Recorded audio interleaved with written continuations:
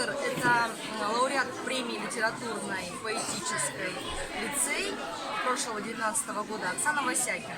Книжка называется «Ветер ярости». Эта книга состоит из поэзии. Это наша землячка, она родилась в Усть-Илимске, сейчас живет в Москве. Вот, поэзия и такое длинное, очень глубинное интервью с журналисткой, где вот читая это интервью, ты читаешь это как вот законченное литературное произведение.